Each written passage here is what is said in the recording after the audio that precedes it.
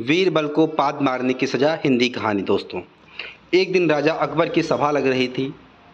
वहाँ बीरबल, मंत्रीगण, राजा के साले साहब और रानी भी मौजूद थीं। सभा के दौरान कुछ ऐसा हुआ कि बीरबल को सभा से निकाल दिया गया।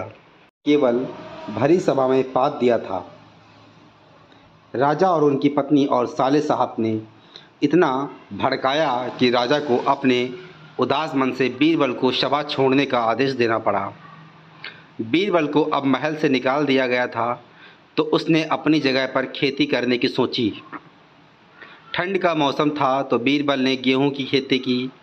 ठंड के मौसम में ओस की बूंद गेहूं की छोटी छोटी हरी पत्तियों पर ऐसे चमक रही थी मानो जैसे कोई मोती हो।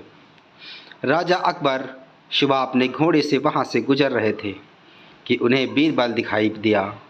वे बीरबल से पूछने लगे कि आजकल क्या कर रहे हो। बीरबल ने थोड़ा दिमाग लगाया और राजा से बोले, कुछ नहीं महाराज, सभा से निकाल देने के बाद मोतियों की खेती की है। राजा ने खेत की ओर देखा। ओस की बूंद पत्तियों पर सच में मोती की तरह दिख रही थीं। राजा देखते ही अपना संतुलन खो बैठा। वे सच में ही ओस की बूंद को मोती समझ बैठा। राजा सोचने लगा, अगर बीरबल मोती किसी अन्य राजा को बेचता है तो यह मुझसे भी अमीर हो जाएगा। राजा ने बीरबल से कहा, बीरबल, ये मोती तुम मुझे बेच देना। बीरबल ने कहा, हाँ, कर दिया। लेकिन राजा को इतने सारे मोती देखकर कहाँ नींद आने वाली थी। उसने बीरबल को महल में बुलाया और बीरबल से मोतियों का राज जानने की कोशिश की। बीरबल भी चालाक लोमड़ी की तरह शातिर था। उसे तो पता ही था यह कोई मोती नहीं, केवल ओस की बूंदें हैं। लेकिन यह राजा को सबक सिखाने का रास्ता था। बीरबल ने कहा, महाराज, ये खेती हर जगह नहीं हो सकती। इसके लिए आपको वह महल तुड़वाना पड़ेगा जो आपने रानी के लिए बनवाया है। केवल वहीं इसकी खेती हो सकती है।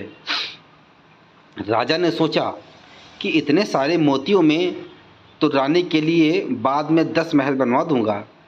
राजा ने हाँ कर दिया। अगले ही दिन महल को तुड़वा दिया गया। मिट्टी को एकदम उपजाऊ किया गया। बीरबल ने खेती शुरू कर दी और थोड़े दिन बाद ही खेती की कटाई का आदेश दिया। जैसे ही गेहूं की पत्तियां थोड़ी बड़ी हुईं, ओस की बूंद जमना शुरू हो गई।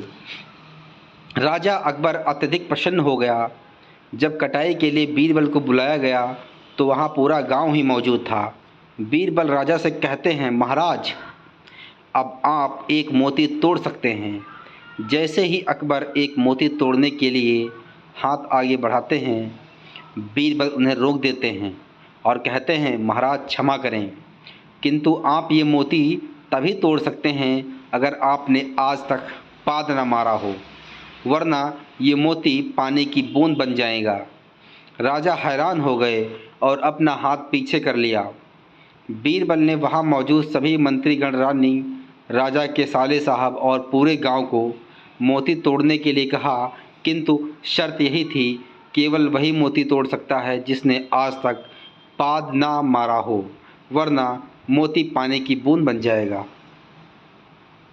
इतनी भीड़ में से किसी की भी हिम्मत नहीं हुई कि कोई मोती तोड़ सके। सभी अपने पैर पीछे खींचने लगे। तभी राजा और रानी को अपनी गलती का एहसास होता है और वे बीरबल से माफ़ी मांगते हुए सभा में आने के लिए कहते हैं।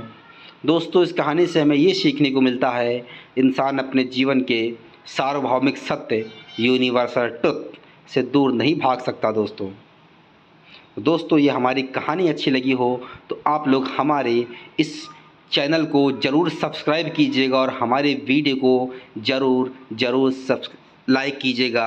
मिलते हैं एक नई प्यारी सी वीडियो के साथ। तब तक जय हिंद, वंदे मातरम।